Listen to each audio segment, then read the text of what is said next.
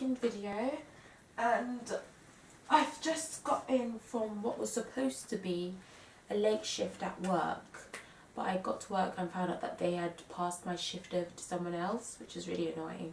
So I thought I'd do a video.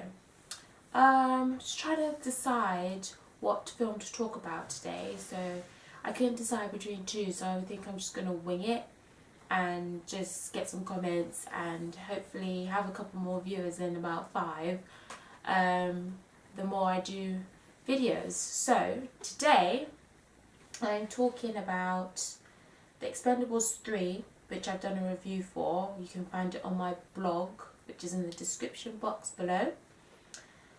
What can I say about Expendables 3? Well, they shouldn't have made a third one, that's for sure.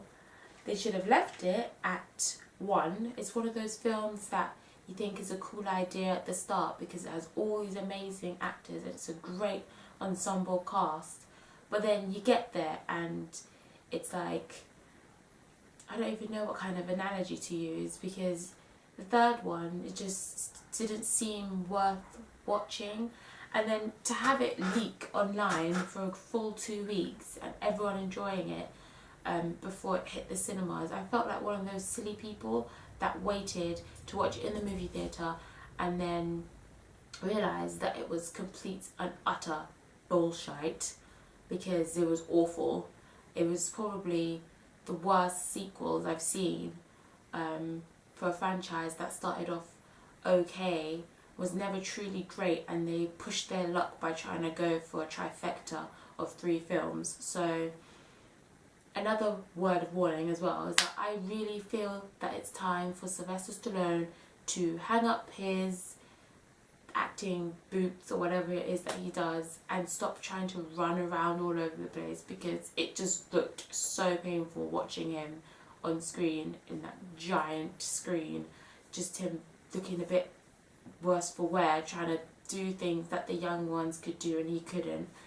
And the whole story just felt really empty and hollow, and it really felt as if I was watching something that really shouldn't have been made, and they weren't sure if it would work, but let's just throw in some action sequences here and throw the audience off. But I don't think it was fooling anyone, because I hear that it had really low box office ratings, and they can't blame that on the piracy because the film itself wasn't very good. So it's probably gone down as one of the most expensive blockbuster flops of the summer.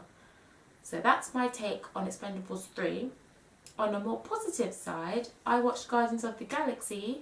Woo! Marvel is doing a great job. I love them so much, and I love all the Marvel films so far except for Captain America 1, because that was really, really boring and just not very good. Anyway, Guardians of the Galaxy, yay! Love it. I never thought I could actually love animated characters so much. You would think that I would really like Star-Lord or Gamora or even Drax, because he was quite funny as well, taking everything so literally. But no, my favourite character was Groot, and I know I'm not the only one who thinks that. He is the cutest thing I have ever seen. Whoever drew him, bravo, because I was just watching him, looking at his facial expressions and seeing how well it was done. I was just so... It just made me feel all warm inside. He's one of those really cute characters that you want to have cuddled up next to. And then Rocket could talk so much, and you knew Bradley Cooper could be such a good voice actor, but he did a great job as Rocket, and the relationship between the two of them was really, really, really sweet.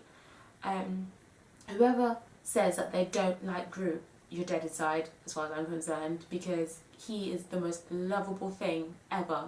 He's like a big friendly giant and got a childlike mentality and relies on direction and support from Rocket, who in turn puts up this front that he doesn't really care and that he just allows this big tree to follow him about, but really they're best of friends. And it was a really enjoyable film to watch.